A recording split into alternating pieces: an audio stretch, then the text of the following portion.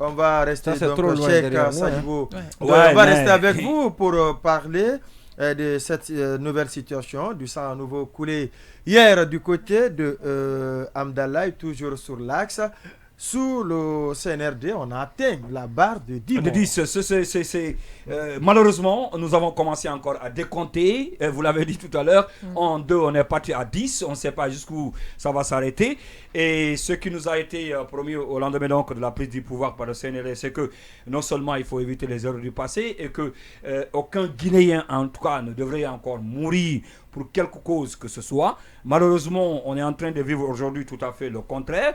Je ne sais pas, est-ce que les conditions sont réunies, tout ce qui a été promis sur le plan sécuritaire pour nous éviter les scénarios auxquels nous assistons aujourd'hui, est-ce que ça a été respecté? Je dirais non. On a vu des engagements qui ont été pris. On parle même tout à l'heure du président de la transition aux premières heures donc, de cette transition, qui disait qu'il n'y aura plus de Guinéens qui vont mourir. C'est déjà beaucoup. Oui, c'est déjà beaucoup, je suis d'accord. Ça doit interpeller. Mais, oui, ça doit interpeller. Mais est-ce que le fait d'investir l'axe avec les militaires maintenant, est-ce que ça va résoudre le problème? Non, ce n'est pas la situation. Je pense qu'il y a d'autres approche peut-être que les autorités pouvaient adopter pour éviter ce que nous sommes en train de vivre. Je veux dire par là, pour le cas par exemple du président de la transition qu'il avait dit dès le départ, mais après ça aussi, on a vu les jours qui ont suivi, après la mise en place du gouvernement, la sortie par exemple du ministre de la Sécurité, de la Protection civile, qui avait pris des engagements fermes lors de sa prise de fonction, pour dire que désormais, il n'y aura pas en tout cas de Guinéens qui seront tués par balle.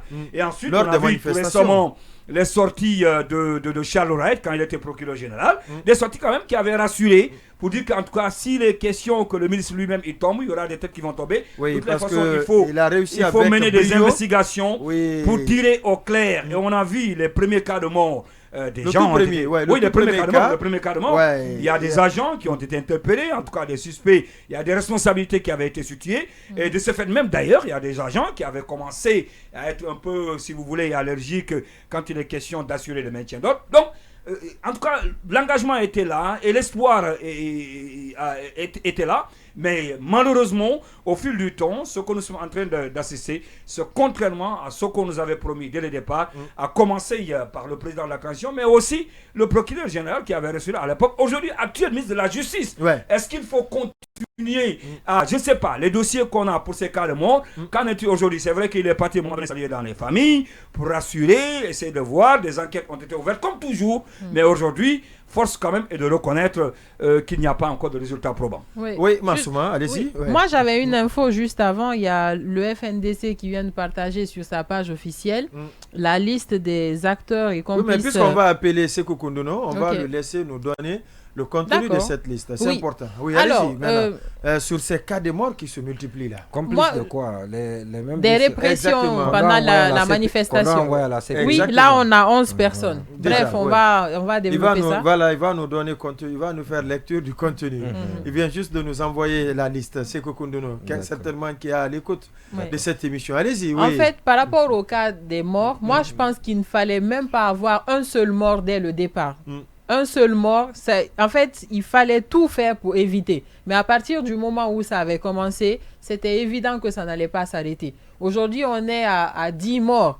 C'est vraiment malheureux. C'est vraiment malheureux. On se retrouve encore dans les mêmes choses. En fait, les mêmes erreurs qui sont en train de se répéter. Je pense que les forces de l'ordre et de sécurité auraient pu trouver un autre moyen de repousser ces manifestants-là sans les toucher par balle. Et de l'autre côté, pour revenir sur ce que Ndoye disait, pourquoi ces enquêtes ont été arrêtées? Aujourd'hui, chacun revendique, certains disent non, telle personne a été touchée par balle, d'autres disent telle personne a été battue par des loupards, c'est ce qui a mené à la mort. Mais si les services qui sont compétents en la matière ne prennent pas leurs responsabilités, on ne saura jamais qui est coupable de quoi, qui a fait quoi, comment mettre fin, à moins que je pèse mes mots, aujourd'hui le gouvernement cautionnerait peut-être ce qui est en train de se passer. Mais si ce n'est pas le cas, je pense qu'ils auraient dû faire comme avant, avec cette sortie du ministre qui nous avait quand même rassuré. On s'est dit, ok, il y a eu un mort, c'est quelque chose qui est grave, mais le gouvernement prend ses responsabilités face à cela. Mais s'il n'y a pas de suite par rapport à ces enquêtes-là, si rien n'est dit,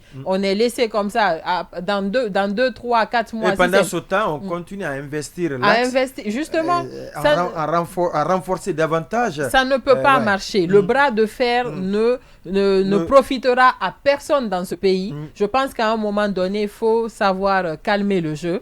Il faut se dire qu'on n'a aucun intérêt à aller dans ce sens-là. Il faut trouver aussi des solutions pour apaiser, et on sait notamment, c'est le dialogue qui est sincère, plus ou moins, mais je pense qu'il ne fallait pas accepter qu'on ait autant de morts à l'heure où on est, car ce n'est pas bon pour le tissu social. Lamine Mounima Cissé, encore des morts. Oui, c'est vraiment regrettable depuis très longtemps. Malheureusement, on vit au rythme de répressions sanglantes dans notre pays, des violences, des manifestations violentes, mais ça n'explique pas donc la répression sanglante, disproportionnée, qui s'abat sur les manifestants. Et donc c'est un cycle, c'est un cercle vicieux. C'est un cercle vicieux. On est dans la même situation, on déplore et puis on retombe là-dedans. Alors j'ai lu avec beaucoup de tristesse la mort de cet autre jeune, ce qui complète à 10 depuis que le CNRD est au pouvoir. C'est vrai qu'il nous a été promis donc des répressions en douceur. Il nous a été promis qu'il n'y aurait plus de sang de Guinéens qui va couler. Et malheureusement, cette promesse a volé en éclats. Et il faut que ce qu'on nous a habitués dès le début et qui nous a donné l'espoir que les choses ne resteront pas impunies, c'est la promptitude à retrouver les coupables, comme le procureur général d'alors, M. Charles Wright, l'a fait. Il faudrait que cela continue. De toutes les façons, moi je l'ai écouté la fois passée, il dit que les enquêtes sont en cours, il dit que ce n'est pas du tout facile, il faut solliciter l'expertise internationale pour des analyses balistiques et même pour l'autopsie, donc c'est un peu compliqué. C'était le même argument que les anciens... Non, les anciens n'ont pas sollicité une expertise. Si, Lamine Mounima Cissé. Je n'ai pas souvenance. Vous n'avez pas souvenance. Je n'ai pas souvenance. Tout le temps, je n'ai pas souvenance qu'on est... Vous ne voulez pas vous souvenir, allez-y. Non, je veux bien me souvenir. Et si vous avez un extrait ici pour mieux me souvenir, ça c'est encore important. On va le chercher. En tout cas, je n'ai pas souvenance. De toutes les façons, on le cherchera pour vous. De toutes les façons, c'est ainsi. Et les autorités ne pensent pas leur façon de faire. Et les acteurs politiques qui appellent à manifester, eux aussi, ne réfléchissent pas à un autre modèle de protestation. Donc, une autre façon de moufter contre ce qu'il appelle le déni de démocratie, donc de liberté, de droit de l'homme dans le pays.